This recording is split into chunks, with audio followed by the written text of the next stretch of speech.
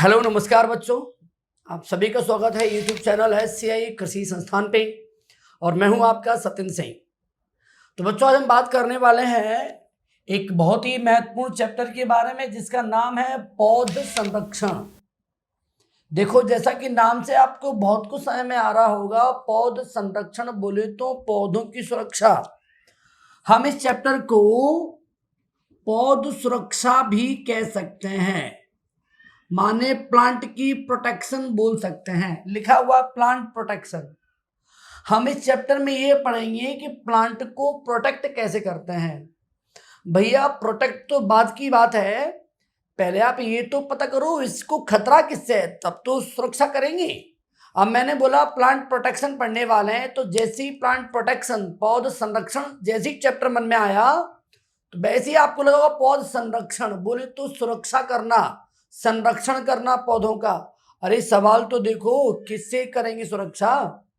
तो भैया पौधों को सुरक्षा करते हैं खरपतवारों से, कीटों से, रोगों से। आपको मालूम है, हम जितना हमारे देश में जितना भी उत्पादन होता है फल सब्जी आदि का, उसका अधिकांश भाग किससे खराब होता है? खरपतवारों से, कीटों से, रोगों से।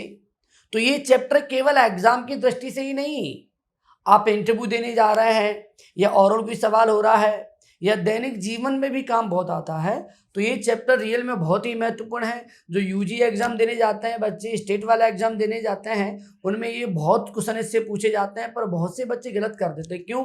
थोड़ा सा इसमें हमें रटने वाला थोड़ा सेक्शन आ जाता है। जैसे हम खरपतवार पढ़ेंगे तो खरपतवार को नाम याद करने पड़ेंगे आपको, तो बच्चे वहाँ थोड़ा पीछे रह जाते हैं। रोग पढ़ेंगे तो रोग में हमें ये पढ़ना पड़ेगा कौन सी फसल में कौन सा रोग होता है और उस रोग कारक का जीव का नाम याद करना पड़ेगा। जैसे आलू का अगेती अंगमारी, तो आपने बोला अल्टरनेरिया सोलेनाई। आपने आलू को पछेती अंगमारी रोग, तो आपने फाइटोप्थोरा इन्फेस्टेंस। अब ये कौन है? कवक है कि जीवाणु है? कवक है तो उसका वैज्ञानिक नाम क्या है? तो थोड़ा यहाँ रटना पड़ जाता है। कम से कम 50-60 फसलों की तो हमें रोग याद करनी ही पड़ेंगी। कम से कम 50 से 100 आपको खरपतवार के नाम याद करने ही पड़ेंगे। कीटों में आएंगे तो वहाँ ही समस्या हो जाती है बच्चों को, कौन सी फसल में कौन सा कीट लगे वो याद करो, फिर उस कीट का वैज्ञानिक नाम याद करो। तो इस प्रकार, लेकिन आप ये ध्यान रखें, जिस चैप्टर में बच्चे डर जाते हैं, उन्हें कठिन लगता है, अगर वो चैप्टर हम लोग अच्छा कर लें तो स्वाभाविक हमारी जीत निश्चित हो जाएगी। अरे जिसकी जो कमजोरी है अगर आपकी वो शक्ति बन जाए तो सिलेक्शन 100% हो जाता है। तो प्यारे बच्चों, इतना मैं कहना चाह रहा हूँ, आप इस चैप्टर पे ऐसी कमांड कीजिए, क्वेश्चन किसी भी लेवल का हो, चाहे वो यूजी लेवल का हो चाहे पीजी लेवल का हो, आप चाहे किसी एग्जाम की तैयारी कर रहे हो, आपको बस चुटकी के अंदर, मतलब ऑन इंस्टेंटली तत्काल आपको आंसर आना चाहिए किसी भी प्रश्न का, तो समझेंगे हमने मेहनत की है, नहीं तो पढ़ना फिर बेकार था। ठीक है, तो मैंने इसको क्या किया है, डिवाइड कैसे किया इसकी बात करेंगे। पहले पॉइंट पे आते हैं। तो हमने देखा पौध संरक्षण, आपने बोला प्लांट प्रोटेक्शन। प्यारे बच्चों को जो एकेडमिक कर रहे हैं बच्चे, उनमें ये क्वेश्चन चैप्टर का नाम यही नहीं होता। वहां अपन पढ़ेंगे रोग, खरपतवार, कीट, तो वहां आपको दो नाम से मिलेगा पौध संरक्षण, फर्स्ट पौध संरक्षण, सेकंड। खैर चलो, तो मैंने आपसे बोला भैया पौध संरक्षण माने पौधे का प्रोटेक्शन करना, पौधे की सुरक्षा करना। अब पौधे की सुरक्षा किससे करते हैं? तो आपने बोला खरपतवारों से सुरक्षा करते हैं। तो खरपतवारों से सुरक्षा करना इसमें पढ़ेंगे। कीटों से नुकसान होता है तो कीटों से सुरक्षा पढ़ेंगे, यहाँ पे कैसे प्रोटेक्ट करेंगे कीटों को। रोगों से नुकसान होता है तो रोगों से सुरक्षा यहाँ पढ़ेंगे। तो इस प्रकार बेटा में लमसम बड़े बड़े 3 अध्याय देखे, 1, 2 और 3। ये तीनों ही डिटेल में हमको पढ़ने हैं। डिटेल समझते हैं, डिटेल में पढ़ने हैं हमको। और अब हम ये देख रहे हैं इसको अंग्रेजी में क्या बोलते हैं। तो प्यारे बच्चों बताओ, खरपतवार को अंग्रेजी में क्या बोलते हैं? आपने बोला भैया वीड बोलते हैं। कीट को क्या बोलते हैं अंग्रेजी में? इंसेक्ट बोलते हैं। ठीक है। रोग को अंग्रेजी में क्या बोलते हैं? डिसीज बोलते हैं। इतना तो आपको देखो आता है। पर मैं नाम अंग्रेजी की नहीं कर रहा। मेरा मतलब यह है कि अगर कोई ये बोल दे बताओ ऐसा विज्ञान बताओ जिसमें वीड का अध्ययन करेंगे, माने जिसमें खरपतवार का अध्ययन करेंगे, उसे क्या बोलते हैं? तो ये वीड माने होता है खरपतवार, तो इसको ऐसा विज्ञान जिसमें हम वीड का अध्ययन करेंगे उसे वीड साइंस या उसे वीडोलॉजी भी कहते हैं। कोई दिक्कत नहीं है, ये वर्ड का मतलब है, ये क्वेश्चन आता है। अब आपने बोला ऐसा विज्ञान बताओ जिसमें इंसेक्ट का अध्ययन करेंगे, माने कीटों का अध्ययन करेंगे, study of insect is called as, उस विज्ञान को बोलेंगे एंटोमोलॉजी। क्यों? कीट को लैटिन में कहते हैं एंटोमो, तो इसका नाम हो गया बेटा एंटोमोलॉजी। मैं इसको ऐसे भी लिख सकता था, कोई दिक्कत नहीं, थोड़ा बहुत बेटा आप कॉम्प्रोमाइज करते चलना, ठीक है? कि पॉसिबल नहीं है कि हिंदी में भी लिखूं इंग्लिश में भी लिखूं, टाइम बहुत लग जाएगा, लिख दिया फिर भी, ठीक है। और बेटा रोग को अंग्रेजी में कहते हैं डिसीज, पर अपन पढ़ चुके हैं, ये पैटर्न अपना हो गया है। जिन्होंने मेरी क्लास नहीं ली हो, जनरल एजी की, वहाँ प्लीज वो जाएं और इस टॉपिक को दोबारा देखें, बहुत इंपॉर्टेंट टॉपिक था, ठीक है। तो डिसीज को बोलते हैं लैटिन में पैथो। अब सुनना, पैथो माने रोग हो गया और लॉजी माने अध्ययन करना, तो आपने बोला पैथोलॉजी में किसका अध्ययन करेंगे? तो आपने बोला रोगों का अध्ययन करेंगे, study of disease known as pathology. तो एक तरह से बेटा ये बड़ा चैप्टर है, ये बहुत ह्यूज ब्राइड चैप्टर है। इसमें छोटे छोटे 3 चैप्टर हमें और पढ़ने हैं जो लंबे लंबे चलेंगे। लगभग 5 लेक्चर में हम इसको खत्म करेंगे, 5 लेक्चर में इसको खत्म करेंगे, 5 लेक्चर में इसको खत्म करेंगे, टोटल 15 लेक्चर होंगे। लेक्चर तो मैं पहले एक लेक्चर में लमसम खत्म कर दूंगा, पर बेटा वो ए लेवल का होगा, 0 लेवल जिसे बोलते हैं ना, एकेडमिक वालों को फायदा हो जाएगा, कुछ एग्जाम दे रहे हैं यूजी उन्हें फायदा हो जाएगा। लेकिन जैसे हम लेक्चर बढ़ाएंगे 2nd, 3rd, 4th लेवल बढ़ता जाएगा और वो लेवल हर एग्जाम में काम आएगा। तो आप जिस एग्जाम में कोचिंग कर रहे हैं, जिस एग्जाम की तैयारी कर रहे हैं बेटा, आप ये ध्यान रखें जितने लेवल अपन आगे जाएंगे, जितने लेक्चर अपने बढ़ते जाएंगे, अपन लेवल को बढ़ाते जाएंगे, ठीक है। तो आप लेकिन स्टार्टिंग वाला चैप्टर भी सुनते रहना, स्टार्टिंग लेक्चर भी देखना, बेसिक उसमें रहता है, ठीक है। तो बेटा अभी आपने देखा आपको नुकसान किससे होता है, और वो नुकसान उनको अंग्रेजी में क्या बोलते हैं, उनकी विज्ञान क्या बोलते हैं, ठीक है। अब हम ये जानने वाले हैं कि इनसे नुकसान होता कितना है। तो बेटा देखिएगा, खरपतवार से क्रॉप को नुकसान होता है वो होता है पूरे 40 से 45% मैक्सिमम। 30% नुकसान जो होता है वो कीटों से, 20% नुकसान होता है वो रोगों से। और बेटा हमें एक और चीज लिख देते हैं, देखो हमें नुकसान इनसे तो होता ही है थोड़ी मात्रा में, लगभग 5% तक नुकसान हमें होता है अन्य से। अन्य माने अन्य में से चूहा आ गया, कुछ नुकसान चूहा से भी होता है, कुछ नुकसान पक्षियों से भी होता है, तो इन आदि से और भी हैं, इनसे नुकसान होना। और देखो अंग्रेजी में क्या बोलते हैं, रेट माने चूहा, वर्ड माने पक्षी, लेकिन चूहे के अध्ययन को बोलते हैं रोडेंटोलॉजी, पक्षी के अध्ययन को बोलते हैं ऑर्निथोलॉजी। तो मैंने यहाँ छोड़ दिया, ठीक है। आप इन्हें अंग्रेजी में भी लिख सकते हैं, इनके अध्ययन को भी लिख सकते हैं। इनसे नुकसान कितना हो रहा है बेटा, देखो 5%।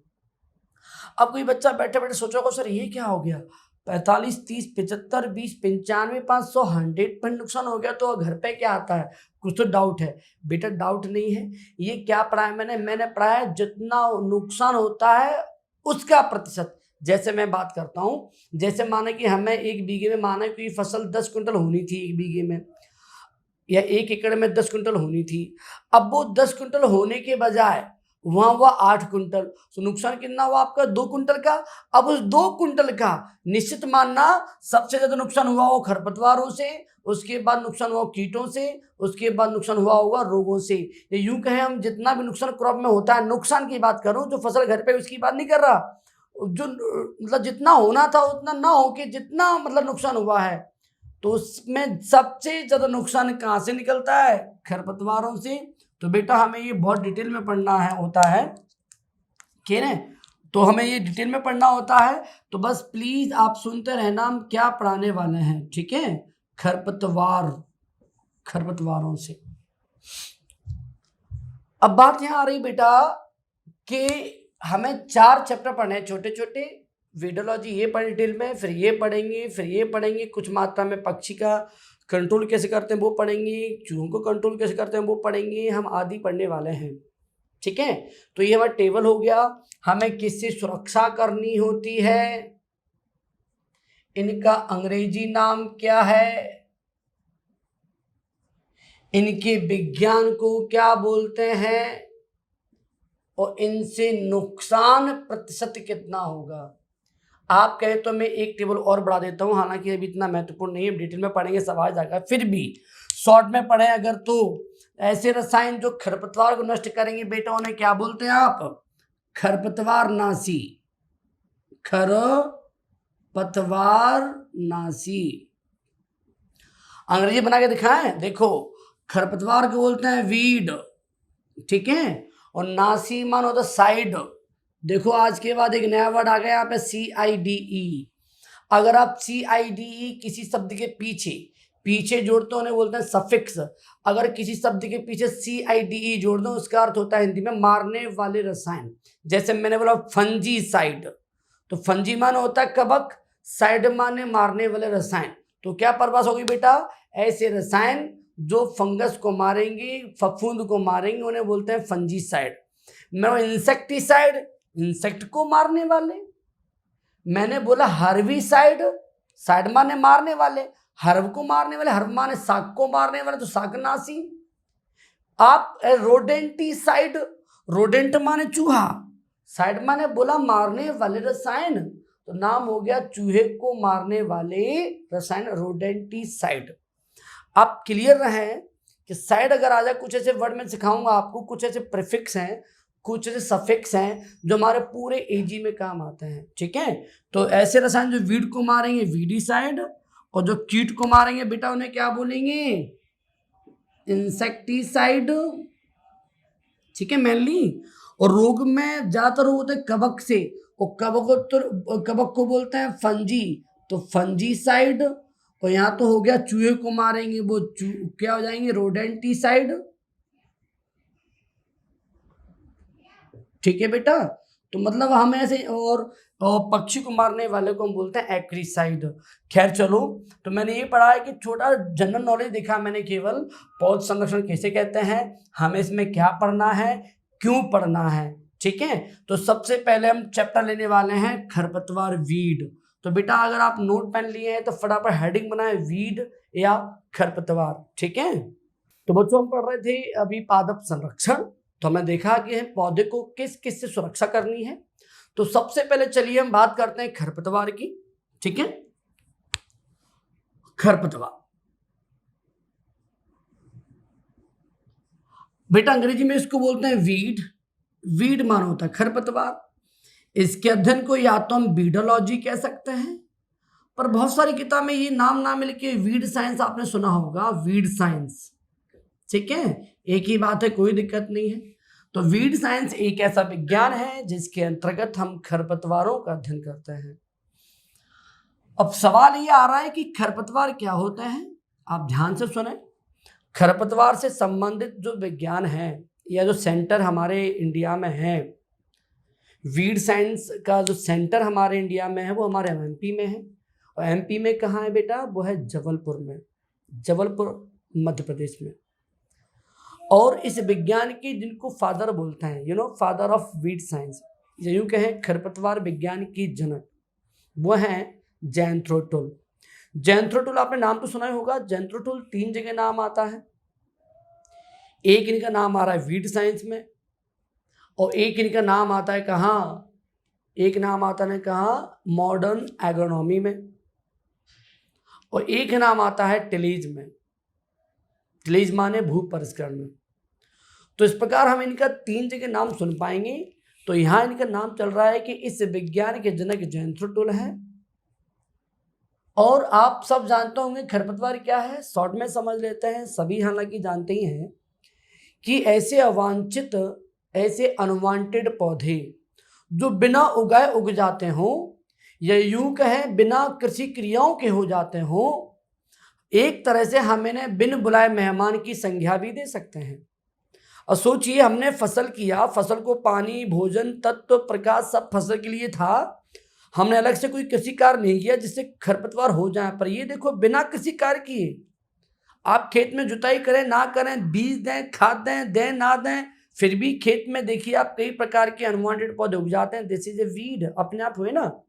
तो अपने आप उगे पौधों के, बिना उगाए उगे पौधों को खरपतवार कहते हैं। और बेटा ये हमेशा फसलों के वृद्धि विकास के लिए हानिकारक होते हैं। अब प्रश्न ये आ रहा है कि हानिकारक क्यों होते हैं। अब सोचिए अगर फसल में खरपतवार उग जाए और पानी देने पर दोनों को मिले कोई दिक्कत नहीं है, पर ऐसा ही तो नहीं होता। आखिरकार ऐसा क्या होता है कि जिससे पानी, भोजन, प्रकाश, स्पेस जो कुछ हम दे रहे हैं फसल के लिए, वो सब इसके वजह से, खरपतवार के वजह से नुकसान हो जाता है, खराब हो जाता है। ऐसा क्यों? तो बेटा हमारे मन में बड़ा प्रश्न चल रहा है, हमारे मन में, आप सबके मन में, आखिरकार ये फसल से किस प्रकार अलग होते हैं। अगर हमें ये मालूम पड़ जाए कि फसल और खरपतवार में ये भिन्नताएं हैं, इसके वजह से खरपतवार ये काम कर रहा है, तो कितना आसानी होगी। तो हमारा प्रश्न बेटा है खरपतवार और फसल में मुख्य अंतर। आप पहले अंतर तो समझ, अंतर होते क्या है, ठीक है। चलो फिर लाभ हानि देखेंगे बाद में। अब माना कि मैं मान लेता हूँ बेटा ऐसा कुछ होता नहीं है, फसल में जल्दी बना रहा हूँ, डायग्राम पूरा बनाऊंगा बहुत टाइम लग जाएगा। माना कि बेटा एक क्रॉप है, ठीक है, मैं इसको क्रॉप माने फसल बोल देता हूँ, कोई भी क्रॉप है, गेहूं, धान, जो जिसको अच्छा लगता है वो मान के चलो, हालांकि ऐसा है तो नहीं, मान के चलो, ठीक है। और मैं इसमें ये खरपतवार लगाता हूँ ब्लैक पेन से, ब्लैक मार्कर से, आपको समझाने के लिए। ये माना कि वीड है, समझने की कोशिश करो, इसलिए मैंने बना दिया, तो होता कुछ नहीं, ठीक है। चलो अब आखिरकार ये किस प्रकार नुकसान पहुंचाते हैं, या यूं कहेंगे फसल से किस प्रकार भिन्न है, उसकी बातचीत हो रही बेटा। अंतर नंबर 1, जितने में अंतर बोल रहा हूं फटाफट आप वो सुनते चलना, ठीक है। मैं उनको अंतर को चलो यहां पॉइंट आउट करते चलूंगा। पॉइंट नंबर 1, हम बात कर रहे हैं स्पेशली किसकी, खरपतवार की। आप गौर से देखना, कभी किसी खरपतवार को, खरपतवार की वानस्पतिक वृद्धि, कौन सी वृद्धि बेटा, वेजिटेटिव ग्रोथ, ये फसल की तुलना में ज्यादा होती है। ऊपर चिन्ह एरो करूं तो ज्यादा मानना, नीचे करूंगा तो कम मानना, ठीक है। तुलना कर रहे हैं फसल से, तो ये देखो इनकी वानस्पतिक वृद्धि फसल की तुलना में ज्यादा होती है। इससे क्या होता है बेटा, आप सोचिएगा, जब जिनको हम जैसे जो हमने जो भोजन दिया, पोषक तो खाद उर्वरक खेत में दिए, वो हमने दिए खेत में, पर चूंकि इसकी वानस्पतिक वृद्धि तीव्र होने से ये धीमे धीमे बढ़ेंगे, 2 से 3-4 महीने में अपन फसल ले पाते हैं, ठीक है। इनकी वृद्धि की तुलना में इनकी वृद्धि इतनी तीव्र होती है कि इन्हें अधिक तत्व की आवश्यकता होती है। इस वजह से एक रीजन ये भी है कि इस वजह से दिया जाने वाला तत्व भोजन आदि किसको मिलता है, इसको, कि जिसकी जितनी तीव्र वृद्धि होगी उसको उतनी मात्रा में जल्दी जल्दी आवश्यकता चाहिए होगी तत्वों की। पहला पॉइंट, इसका मतलब इस चीज में अलग है जी। दूसरा पॉइंट, इनके शरीर की सांद्रता। बेटा सांद्रता माने होता है क्या, कंसंट्रेशन। इनके शरीर की बॉडी की सांद्रता जो है, जो लीव्स वगैरह जो है, इनकी सांद्रता, कंसंट्रेशन ज्यादा होता है कंपेयर टू क्रॉप की तुलना में बात करें। इससे क्या होता है, वो कंसंट्रेशन का नियम जानते हैं, लॉ ऑफ ऑस्मोसिस, परासरण के दाब का नियम, आपने सुना होगा केमिस्ट्री में।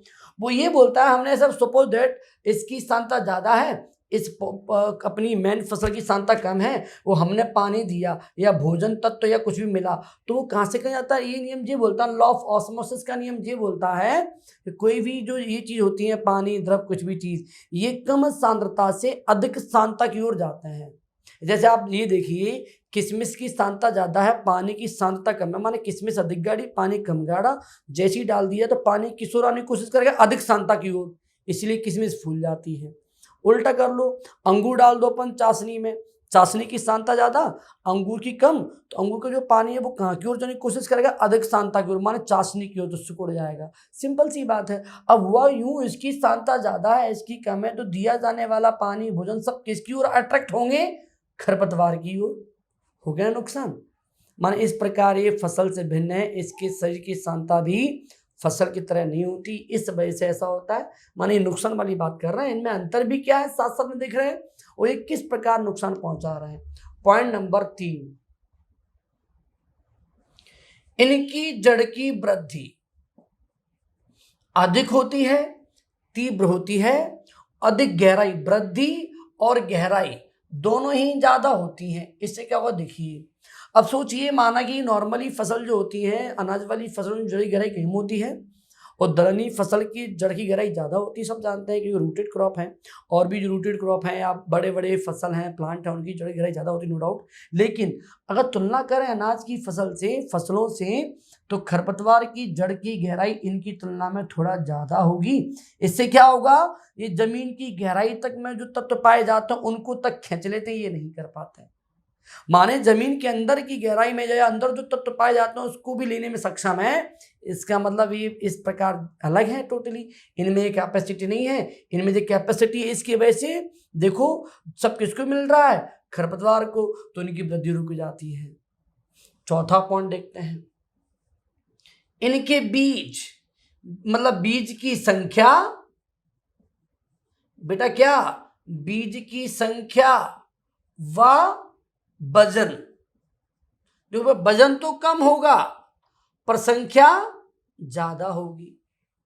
अब सोचिए हम एक बाली की बात करें, गेहूं की बाली हमारे पास है, मान लेते हैं उसमें कितने दाने निकलेंगे लगभग। लेकिन अगर आप उतनी जगह एक फूल की बात करें, खरपतवार हैं तो कोई ऐसे ऐसे खरपतवार हैं जिनमें एक एक फूल में थोड़े थोड़े एक मतलब उसमें फ्रूट्स में या फूल में हजारों लाखों बीज पाए जाते हैं, संख्या भी ज़्यादा है। और हमारे जो अनाज की फसल है उनके बीज भारी होते हैं। गेहूं है अगर बीज गिरेगा तो ज़मीन में गिरेगा भारा होने से, पर खरपतवार के बीज ज़्यादा हैं पर वजन में कम है, हल्के होते हैं। इससे क्या होगा, वायु के माध्यम से थोड़े थोड़े हर चीज़ के माध्यम से वो एक जगह से अन्य जगह पर जा सकते हैं। इससे क्या होगा, इनका प्रसारण तीव्र होता है। तो ये भी बहुत अच्छा पॉइंट है, इनके बीज की संख्या ज़्यादा होती है पर इनका वजन कम होता है। इससे क्या हुआ आप समझे। और तो और नंबर 5, बीज की जीवन क्षमता ज़्यादा होती है। ये क्या होता है आप देखिए, तो नॉर्मली अनाज की बात करें और गेहूं का बीज की बात करें, एक बार आपने अंकुरित कर दिया और अगर अंकुरित नहीं हो पाया तो दोबारा उस बीज का यूज नहीं कर सकते ना, और एक लंबे समय तक रखा बीज भी यूज नहीं कर सकते अपन। लेकिन खरपतवार में देखिए आप, अगर एक बार होने पर अगर वो सूख जाए, खराब हो जाए, फिर भी दोबारा पानी मिलने पर फिर से हरा भरा हो जाता है।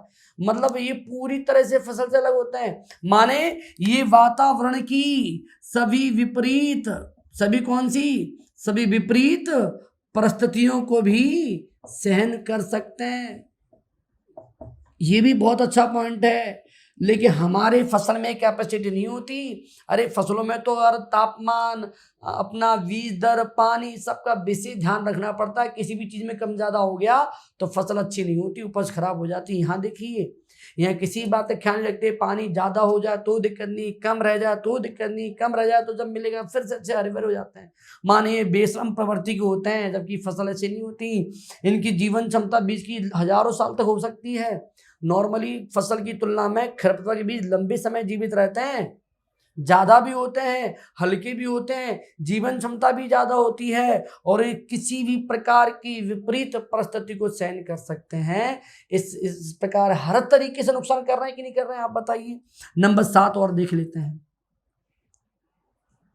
अब ये बताइए, जो खरपतवार हम जो बात कर रहे हैं, इनके फूल इतने रंग बिरंगे होते हैं, इतनी क्वालिटी के, मतलब यूँ कहो कि ये अपन को अट्रैक्ट करते हैं। इस वजह से क्या होगा मालूम है, ऐसे अपने फसल में तो ऐसा कुछ गुण नहीं था, लेकिन जब जैसे उसमें खरपतवार उगाते हैं, लग जाते हैं, तो अपनी ओर जो रोगों को, कीटों को बड़ा अट्रैक्ट करते हैं।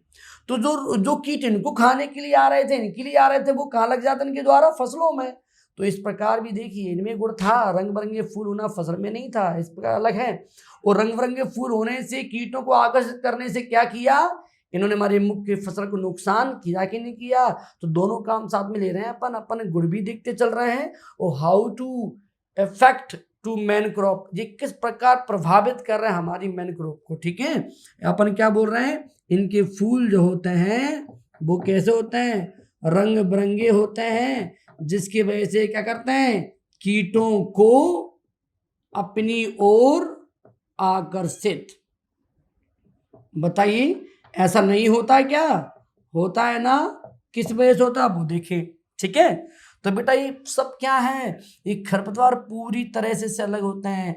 चाहे जड़ की वृद्धि हो, तने की वृद्धि हो, फूलों की बात हो, बीज की बात हो, चाहे वो परिस्थिति की बात हो, क्लाइमेट कंडीशन की बात हो, हर तरह से। अब प्रश्न ये आ रहा है कि खरपतवार, आप बताइए खरपतवार फसल के लिए कैसे होते हैं, तो आपने बोला नुकसानदायक, तो हम पढ़ रहे हैं खरपतवारों से हानियाँ।